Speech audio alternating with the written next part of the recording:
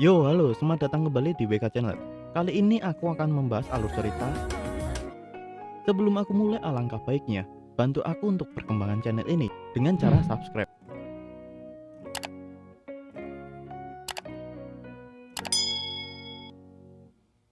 Oke, sudah, terima kasih banyak. Dia pun Pangeran Nuralis. Dia akan mati. Dalam hati pun berkata, "Papa, maafkan aku telah mengecewakanmu. Mama, kau tidak perlu khawatir tentang aku lagi. Pocoa, cobalah untuk menerangi kastil setelah aku pergi. Torta, kerajaan Nuralis ada di tanganmu. Aku yakin kamu bisa mengatasinya. Fuzi, setelah semua yang terjadi, itu adalah kehormatan aku untuk bertemu denganmu. Segera pun akan dipenggal. Tapi seketika, semua orang di sana tidak sadarkan diri. Si kampret terbangun melihat kejadian itu. Dia tidak percaya dengan kejadian ini. Dia bertanya, apakah ini ulah iblis? Segera dia melihat kondisi Bon. Dia lega melihat kepala Bon yang sudah ada di tanah. Mereka menganggap ini semua kemenangan bagi gereja Bennett. Kabar Bon telah mati sampai ke Uralis. Semua berduka atas kematian Bon.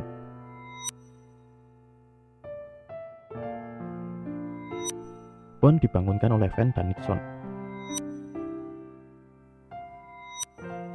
Bon bertanya ke mereka, apa dirinya sudah mati? Mereka menjawab, iya, Bon sudah mati. Bon tidak tahu ini di mana.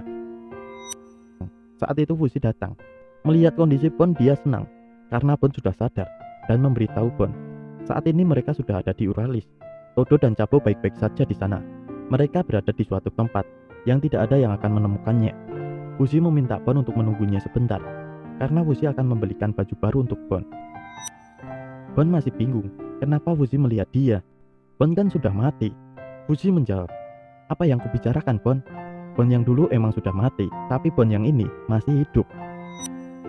Saat itu Bon melihat keluarganya yang sedang berduka kehilangan Bon. Bon bertanya, apa sebenarnya yang terjadi? Kenapa diriku ada di sana? Fuzi meminta Bon untuk tidak berteriak-teriak. Nanti seseorang akan mendengar Bon jika Bon begitu. Bukannya mengecilkan suara, Bon makin keras suaranya. Bon mengerti ini semua, seperti cerita di kaum Yanomeh. Orang mati memiliki keinginan mereka menjadi kenyataan. Jadi dunia ini dipengaruhi oleh keinginan Bon. Fuzi juga tahu cerita itu beberapa kali dan berkata, tapi jika itu benar, tidakkah kamu akan menjadi raja?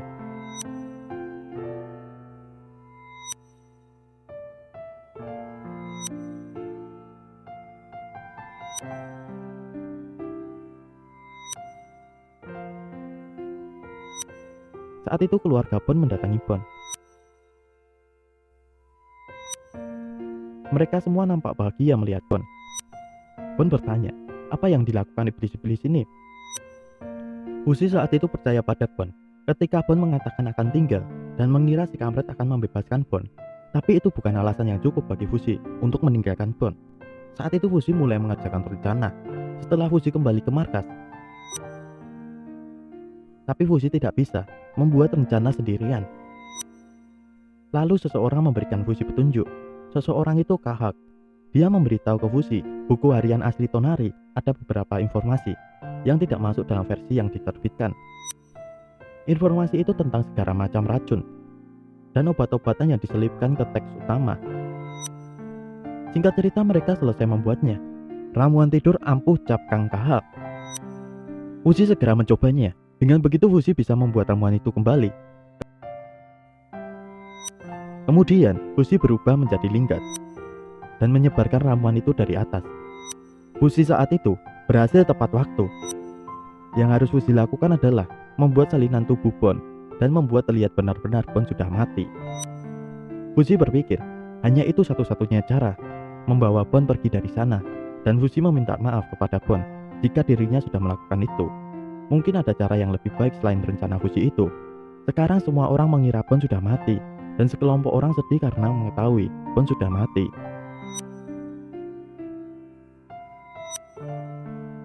Bukannya sedih, Bon malah senang karena rencana fusi berhasil dengan sempurna. Menurut Bon hal ini lebih baik daripada menjadi raja. Bon masih tidak percaya kalau ini kenyataan. Bon berkata, aku tidak pernah lebih bahagia untuk tidak menjadi raja dalam hidup aku ini. Terima kasih Fuzi telah menyelamatkan aku. Fuzi tidak percaya dirinya bisa menyelamatkan seseorang. Bon meyakinkan Fuzi bahwa Fuzi benar-benar menyelamatkan dirinya. Terhubung dengan kehidupan telah dieksekusi. Bon bukan lagi seorang pangeran dan bebas untuk memulai kehidupan barunya. Ratu melihat semua ini tidak terlalu buruk, walaupun air matanya tidak bisa bohong. Bon sekarang bukan lagi bagian dari keluarga. Meski Ratu akan merasa kesepian tanpa ada Bon, tapi Ratu yakin Bon akan bahagia di luar sana. Bon berterima kasih atas perhatian Ratu atau mamanya.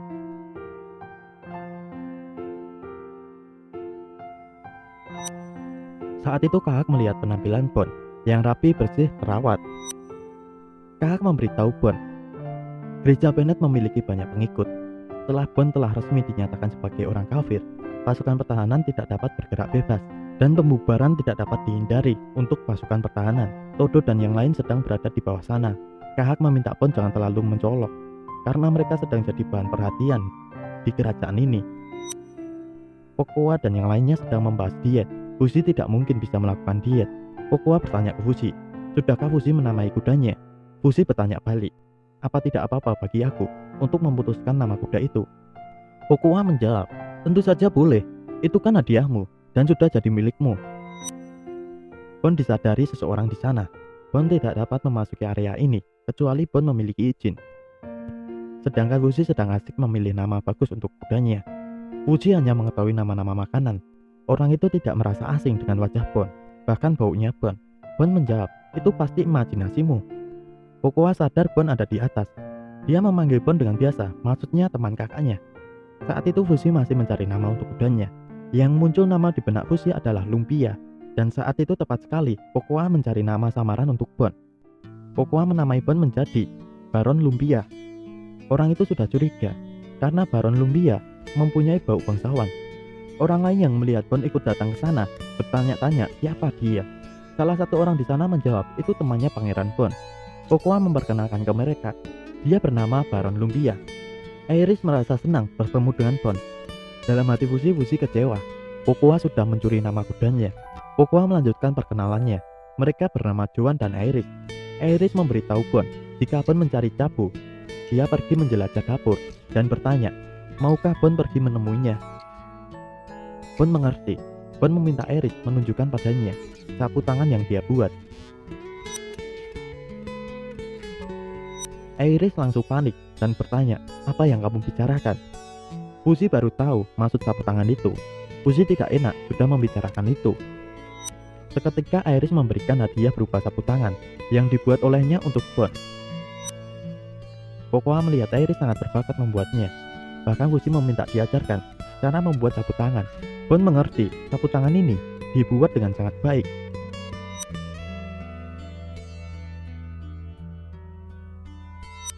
Bon bertanya, apa Iris membawa sapu tangan Bon yang lama? Dia telah menjaga sapu tangan itu dengan baik.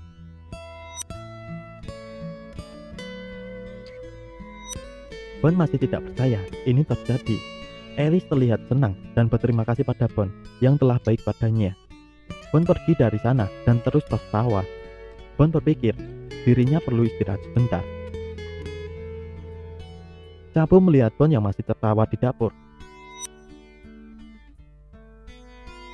Cabu mengantarkan makanan Bon di kamarnya. Dia menyadarkan Bon untuk segera memakannya, karena itu akan membuat Bon bersemangat. Bon melihat Cabu sangat baik, jadi Bon akan memakannya ketika dia merasa lebih baik. Cabu melihat Bon aneh. Saat itu Fuzi datang dan bilang, Baron Lumpia, ini kamar Pangeran Bon. Jadi sebaiknya kamu tidak menggunakannya. Bon menjawab, tetapi jika saya Pangeran Bon, saya akan mengizinkannya. Jadi tidak apa-apa. Apa yang kamu inginkan, Fuzi? Maksudku Joan. Iris yang datang di sana, dia bilang, apakah aku melakukan sesuatu yang menyinggung kamu? Bon bertanya satu hal, apa saat kecil kita pernah bertemu? Iris menjawab iya. Saat dulu Iris sedang membantu ayahnya. Ayahnya kerja sebagai penjahit di sini. Tapi dia dipecat karena ada aturan di mana gadis seperti Aerys yang datang dari luar dilarang berbicara dengan pangeran. Saat itu seseorang melaporkan kepada ratu bahwa Aerys telah mencoba merayu Bond. Dan saat menyerahkan sapu tangan itu, Aerys menyelidiki rute di mana para penjaga tidak akan dapat melihat dia. Lalu Aerys memanjat tembok untuk masuk.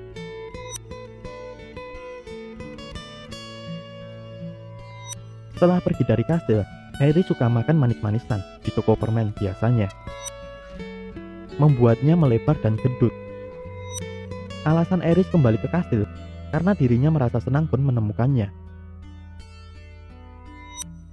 Dan sejak itu, Bond langsung meminta Aerys berhenti berbicara omong kosong itu, karena gadis itu tidak akan pernah memanjat tembok, atau menjadi gemuk, atau menjadi kursi manusia, atau terjun ke tumpukan kotoran.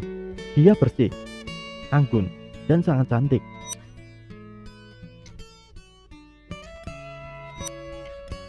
Aerys langsung pergi dari sana. Cabu bertanya, "Apa yang kamu lakukan? Kamu memiliki kesenangan diri yang sama dengan Pangeran Bond." Saat itu Aerys akan menjadi laki-laki lagi. Karena saat Aerys kurus membuat Bond jijik padanya, dia harus bisa gemuk kembali.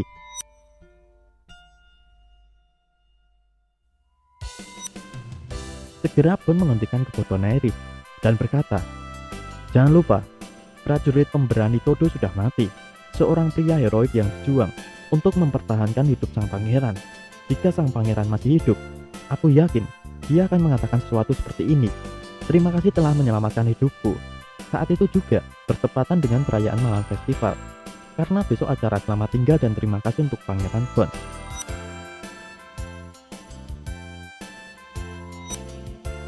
Busi mengajak ayahnya Aerys untuk bertemu Aerys. Ayahnya Aerys sangat senang karena anaknya masih hidup. Ketika Aerys dikabarkan mati, ayahnya Aerys seperti sudah mati juga. Dia tidak tahu harus apa jika Aerys benar-benar mati. Saat itu ayahnya bertanya ke Aerys apa yang Aerys lakukan. Apakah Aerys pikir mereka akan membiarkan Aerys terus bekerja di kastil ini, atau Aerys pulang bersama ayah ke kota? Cabu bertanya, "Hei, kamu tidak akan meninggalkan aku di sini sendirian kan?" Bond langsung menjawab, "Tidak Cabu, sedangkan Aerys bilang kami akan menjagamu." Cabu berpikir ini seperti mereka adalah keluarga atau semacamnya. Aerys meminta Cabu jangan mengatakan itu, karena Bond membencinya.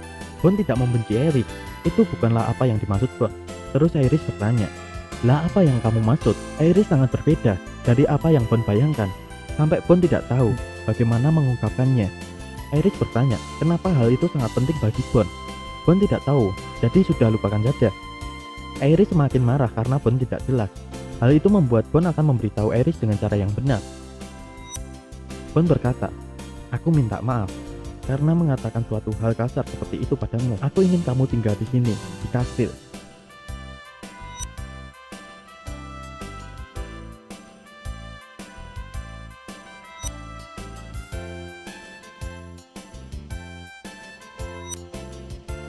Aerys menjawab, "Oke." Gadis yang selalu ada di pikirannya, yang tidak bisa dia lihat atau dekati, mencerminkan pemandangan malam hari.